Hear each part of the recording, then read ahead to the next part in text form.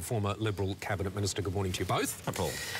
Morning, Paul. Morning, Richard. OK, let's start with the white paper, the China white paper, Asian white paper that the government is about to release. They're putting the final ticks and crosses, and it should be ready in a couple of weeks. It's an interesting time to be releasing this, because, of course, we've got the problems with Cubbie Station. We've got an element of crisis on the front bench of the opposition. What do you make of them launching it now?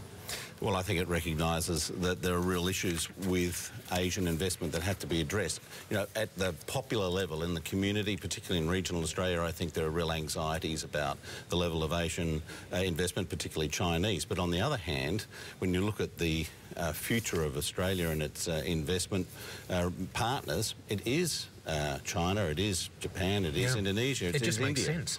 Yeah. It makes sense, and it seems on this, at least the leaders of the two main parties are reasonably united. But Barnaby Joyce is a real problem for Tony Abbott, isn't he? Yeah, Barnaby Joyce is the populist arm of the National Party. You know, he is the person who, I guess, goes out and becomes the voice of the people in a sense. And, you know, and his constituency have got real anxieties about mining investors and so forth. No one can articulate what the problem is, though, can they really? I mean, I listened to Barnaby Joyce trying to articulate it, and he virtually makes no sense at all. Yeah, well, we have a Foreign Investment Review Board, which has operated very successfully under governments of all political colour to regulate foreign investment in this country. And there are times when they'll take tough decisions, or the Treasurer on their advice will take tough decisions not to allow foreign investment. But we don't live in a bubble in this country. You know, we actually have to live in the world of international commerce and relations, and that's what I think you know, the government is making pretty clear here, and what Barnaby Joyce doesn't recognise. Richard, how big a problem do you think Barnaby Joyce is? Do you think that's yesterday's news, or do you think there's still more mileage in this?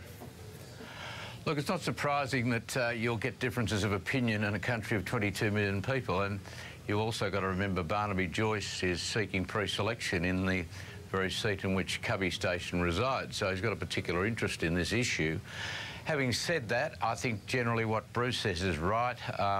We obviously have to do as much as we possibly can to attract sensible foreign investment. If you look at the guidelines of FIRB, you actually find that they do talk about concerns over control by state-owned enterprises. So it's not surprising that a couple of senior academics who are advisors to the highest levels of the Chinese government were saying they needed to be a bit more sensitive as well. Richard, so do you think this is an issue that'll play out? Sure. Do you think there's any danger, just quickly, in Labor pushing this before the next election? Well, look, it depends what's in it. Quite frankly, I think the major problem Labor has is that it doesn't get on with China. I mean, Rudd was a bull in a china shop, but disastrous performance, followed by Gillard having been there once in 2 years. Merkel's been there every year. Gillard didn't even send someone to the Bow Forum. So re-establishing relations at that level, I think, are just as important as something that you write on paper. Sure. So in actual fact, you're giving them a bit of a tick for this, because that could be actually what she's intending to do. I just want to talk very quickly about Gina Rinehart, Bruce, and her comments, her self-produced video comments. Now, they're going back a little bit now, but there was an interesting reaction over the weekend from apparently the most popular television star in Uganda, who started criticising Gina Rinehart, but then went on to actually confirm everything she was saying was true. What did you make of Julia Gillard and Wayne Swan's comments?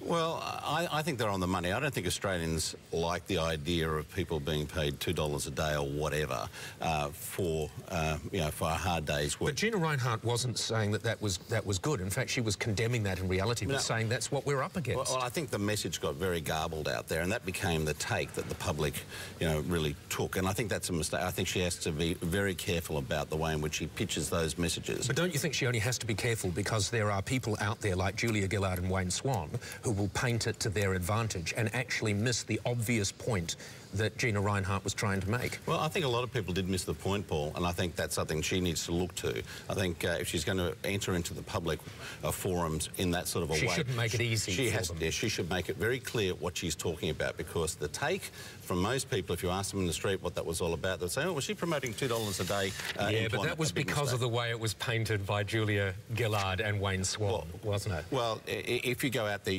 and you enter the political world, you have to be very careful. That is the reality of politics. Yes, Yeah. you're right. Do you agree with Bruce, Richard, or was it just shabby politics on the part of the Prime Minister? I think much more of the latter. What they did essentially was to distract attention from the fundamental point by seizing on $2 a day. Rinehart didn't ever advocate that. All she was doing was making the point that the large mining companies have been making for a long time, and that is that we are increasingly uncompetitive. Yeah. And I think they quote figures of something like we cost 50% more than Vale, for example, in Brazil. Yeah. So if the government wants to completely ignore an uncompetitive cost structure and then put a mining tax on top of it and carbon tax thrown in for good measure, then once again they're ignoring the issue. And of course IR is another classic example. And she was just trying to point out exactly what they are up against on a global stage. Really quickly, guys. She wasn't for a moment advocating $2. Yeah, really quickly. The news poll at the end of last week, and then of course we had the elections in New South Wales. The indications are not good really for either Labor or in particular the Greens. Well, no one really did well out of that. Tony Abbott had a falling personal preferred rating. Labor dropped, and the Greens crashed, and they crashed again on the weekend, particularly in areas where they've been in control. Yeah. And I think this is the real lesson we're learning about the Greens now. When times are tough, they're not the party of choice. In the global financial crisis, for example, they dropped about 4 points in 2 weeks as a result of that, and it took them about a year to recover. And that's the story, I think, of the Greens. So people realise they don't have the luxury of playing with politics when times are tough, and so they won't give their dream vote to the Greens. Exactly. The Greens are the party of the good times, not the tough yards. Yeah. Would you agree with that, Richard, just quickly? Paul, the extraordinary thing here is, well, if all that's true, why on earth is Julia Gillard still in coalition with the Greens? I mean, it just doesn't make sense, and that's why people wonder what is Labor on about. That's why, because she needs them. Well, and the most important thing is... that's the politics of it, yes, and the punters see through that. And the punters know there's no principles involved here. No, that the Greens are there are no principles involved with any of them, so I suppose everyone's on a level playing field there. Bruce Hawker, political strategist, Richard Alston, former Liberal Party Minister, thank you very much.